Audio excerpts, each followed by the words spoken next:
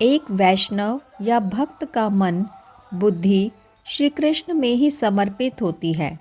संसार में, व्यवहार में हमेशा वह समदर्शी तो होता ही है कि जो हो रहा है प्रभु की इच्छा, बल्कि अपने द्वारा किए जा रहे भजन भक्ति के प्रति वह दृढ़ निश्चय भी होता है। फिर भी कभी उसके सामने कोई ऐसा प्रस्ताव आता है जिसमें उसे लगता है कि इस विषय में सोचना चाहिए और सोच समझकर निर्णय लेना चाहिए। हम कोई भी कर्म कैसे करते हैं? सबसे पहले कोई भी एक विचार मन में आता है कि ये करूं या ना करूं। मन उसे बुद्धि के पास भेजता है। बुद्धि पूरा सर्वे करके कि ऐसा करने से ये होगा या ऐसा नहीं करने से वो होगा, तो पूरे विचार और सर्वे के बाद वो उसे विवेक के पास भेजती है। विवेक अपना निर्णय देता है और निर्णय के बाद एक्शन शुरू होता है। एक वैष्णव का मन,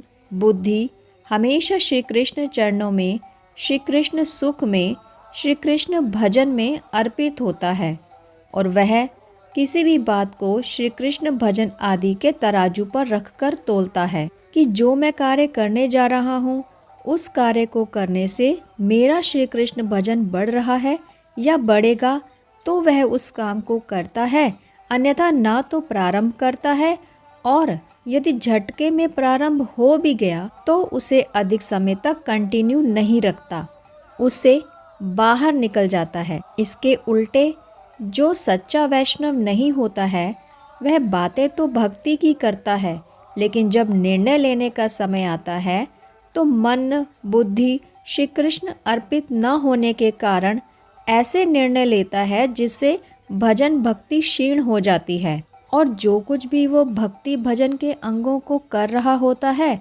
वो भी धीरे धीरे कम होने लगता है। और फिर सिर पकड़कर गुरुजन वृंद के सामने रोता है, चिल्लाता है, मुझ पर संकट क्यों आ रहे हैं, कृपा क्यों नहीं हो रही है। अरे भाई, तुम्हारे पास पहले से घर दुकान सब है, भजन भी हो रहा है, परिवार गृहस्थ खर्चा सब ठीक चल रहा है, फिर क्यों दूसरे नए घर की योजना बना रहे हो? दूसरा नया घर बनाने से भजन बढ़ेगा, भक्ति बढ़ेगी? सोचो 50 बार। यदि भक्ति भजन बढ़ेगा तो ज़रूर बनाओ, और रौब यश प्रतिष्ठा समाज में स्थान बनाने के लिए बना रहे हो तो मरोगे पीटोगे रोगे ही।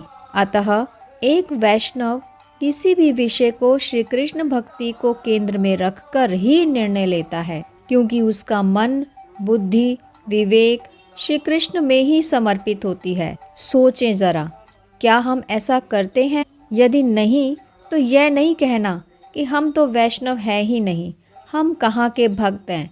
नहीं, अपितु इस विषय को सदैव स्मरण रखना चाहिए। एक सच्चा वैष्णव अपने किसी भी विषय के निर्णय को श्री कृष्ण भक्ति को केंद्र में रखकर ही लेता है, क्योंकि उसका मन बुद्धि विवेक तीनों श्री कृष्ण में ही समर्पित होती हैं। विचार करें, क्या हम भी ऐसा करते हैं? क्या हमारा भी मन बुद्धि विवेक तीनों श्री कृष्ण को समर्पित हैं? क्या हमारा भी हर निर्णय भक्ति को केंद्र में रखकर होता है? यदि ऐसा नहीं है तो ये कहकर पल्ला नहीं झाड़ना चाहिए कि हम तो वैष्णव या भक्त हैं ही नहीं। अजी हम कहाँ वैष्णव, अजी हम कहाँ भक्त, बल्कि इस विषय को हमेशा याद रखना है और इसी भाव से निर्णय लेने हैं।